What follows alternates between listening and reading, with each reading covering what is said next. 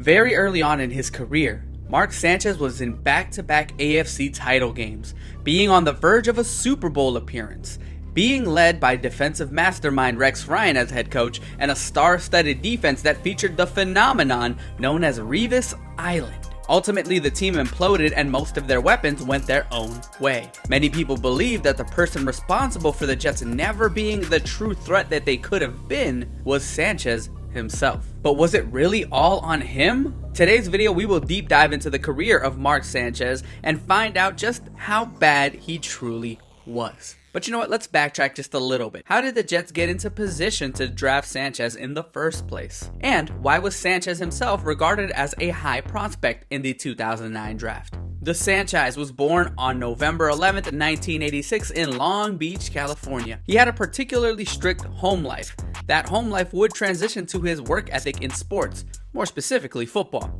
Sanchez would be the starting quarterback for his high school by his sophomore year, and over the next few years in high school would garner a lot of attention from college teams. Sanchez was so good that he was considered the best high school quarterback in the nation by the end of 2005. Per Rivals.com, Sanchez was given a star rating of 6.1.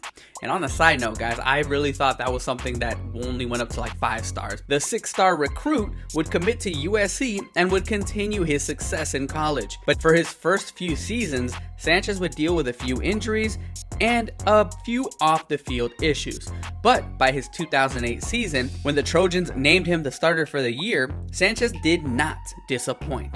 He would lead USC to a 12-1 record, tossing 34 touchdowns to just 10 interceptions, and throwing for over 3,200 yards, solidifying himself as one of the best quarterbacks in the NCAA. Sanchez would opt to forgo his final season in USC as he felt that with the likes of Sam Bradford, Colt McCoy, and Tim Tebow opting to stay in college, it would give him a greater chance at being a high first-round pick. Meanwhile, the Jets, who were 9-7 the season prior, had just changed head coaches, bringing in a new regime led by Rex Ryan. The new regime would decide to take a big swing and trade up to the 5th overall pick to select Sanchez at 5. After a back and forth in training camp, Sanchez would be named the starter week 1. Now, despite winning the starting position, he had his share of growing pains in his rookie campaign, where he would go on to throw 12 touchdowns to 20 interceptions, with just under 2,500 yards passing in 15 games that he started in. Despite the struggles, the Jets did manage to get a 9-7 record and make the playoffs. Not only that, they would go on to win 2 playoff games in the process. But if you watch this team in action, you know that it was the defense doing most of the heavy lifting. The 2009 Jets defense was actually ranked number 1 in the NFL. They were ranked first in points, passing, and 8th against the run. The Jets would ultimately lose to the Manning-led Colts in the AFC Championship. Yet, surprisingly, Sanchez had a pretty decent time in the playoffs. Despite the shaky rookie season, it could just be chalked up to, well, rookie mistakes. But it felt like the Jets were well on their way. First-year head coach, first-year quarterback, number 1 ranked defense that was still more or less pretty young. In 2010, the Jets and Sanchez would improve. The Jets would finish with an 11-5 record, 2 more wins than their previous year, and Mark would finish with a 17-13 touchdown to interception ratio, and threw for nearly 3,300 pass yards. Statistics improved in nearly every important quarterback category, and while the defense took a small step back, they were still a top 5 unit when it was all said and done. The Jets would make a statement in the playoffs, knocking off Manning and Brady in back-to-back playoff games, with Sanchez tossing 3 in the divisional against a Bill Belichick-led defense. Unfortunately, their season would come to an end at the hands of the Steelers. Sanchez's statistics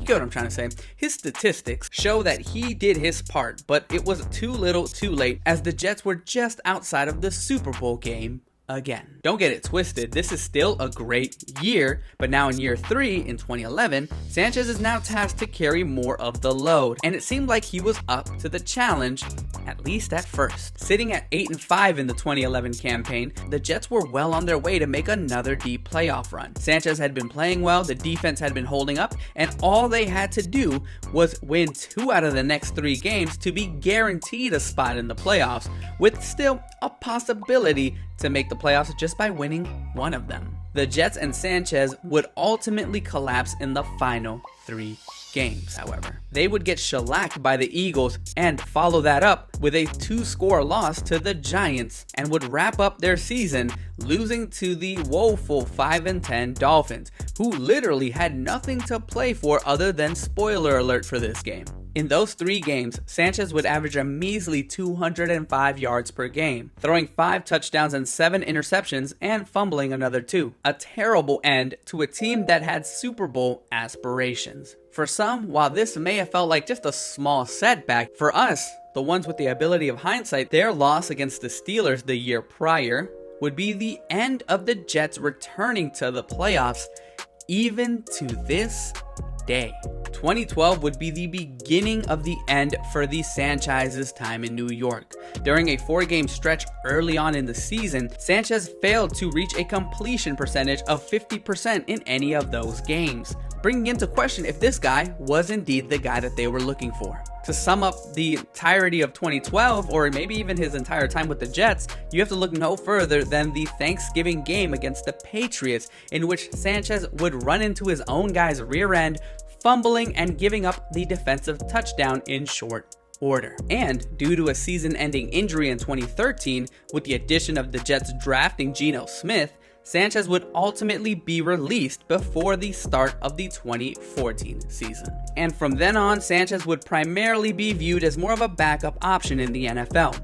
He would sign with the Eagles in 2014 and would get to see some action after Foles went down with an injury, as he always inevitably does, and actually looked pretty damn good until Sanchez's inevitable collapse late in the season. Still, he earned a spot on Philly's roster for the following year, and in 2015, when the newly acquired Sam Bradford inevitably got hurt, it was Sanchez's time to shine yet again. But things were not as giving as they were the previous year in Philly. 2 starts and back-to-back blowouts later, Sanchez was back on the bench, even though he himself didn't particularly play horribly. In 2016, Sanchez failed to secure a spot in Denver's quarterback roster that included the trinity of Brock Osweiler, Trevor Siemian, and Paxton Lynch. He would eventually find work with the Dallas Cowboys to be a veteran presence for rookie Dak Prescott, but didn't see any sort of action on the field until the 4th quarter of the final game of the season. And in that short amount of time, this guy still found a way to throw 2 more interceptions. He spent the 2017 season buried in the Bears depth chart and would spend his final season with Washington in 2018. With season-ending injuries to Alex Smith and Colt McCoy, in his only start, he threw for another 2 interceptions and was blown out by the Jets 40-16. And just like that, the Sanchez's time was up in the NFL. So what exactly went wrong for Sanchez? How did this guy go from back-to-back AFC championship games to being, at best, a mediocre backup quarterback in the league? Well, we kind of answered some of that in the beginning of the video, but let's go ahead and discuss it a little bit further. For some, it is difficult to pinpoint exactly why some players don't work out in the NFL. But at the end of the day, the NFL is where the best play, so it's natural for them to struggle once you go pro. The cold hard truth is, Mark Sanchez was never that great. And what I mean by that is, yes, he had a phenomenal season, but it was just one season. So with that being known, don't get me wrong, he wasn't terrible like some quarterbacks we've seen, but he was never going to be the guy to carry a team. That point was proven as the Jets' defense began to falter. But when you're drafted this high, you are expected to be a game-changing franchise quarterback. The thing is, many argued that he was a reach at number 5. Yeah, he had the size and physique that you look for in a traditional quarterback, and his junior season at USC was great, but it was just a 1-year sample. So as much scouting scouting as you can give a guy, there just wasn't much film on him as other quarterbacks. And we've seen in more recent times with the likes of Trey Lance, how that could be a huge gamble. You combine the high expectations to a quarterback who may or may not have warranted it, with the market that is New York and a very vocal head coach in Rex Ryan. To put it mildly, that's an environment that not many will be able to handle. When I went back and did my research, Sanchez, while yes, he was a bust, I don't think his career was as bad as some people may have remembered it. He still managed to claw out a 10-year career with a decent first few years beyond his rookie year, anyway, to boot. And more surprising, this guy did have a 4-2 record in the playoffs with a 9-3 touchdown interception ratio. That's actually pretty solid stats in games that matter the most. So for these reasons, I don't believe his career grade is an F. Actually, I don't even think it's a D. For Sanchez's career, I did go back and forth with this, but I think he actually deserves a C-. Now, while I completely understand how ridiculous that may sound, this guy did do a lot, and it's not like he was a top 3 pick in the draft, but I completely understand if you guys would not give him that. These days, Sanchez is now remembered as a meme, which I believe does hide his actual accomplishments. But what do you guys think? Let me know what your thoughts are in the comments below. If this is your first time on the channel, feel free to like, comment, subscribe, turn notifications on. We post weekly content on here. Thank you guys so much for the support, and until next time, ship boy!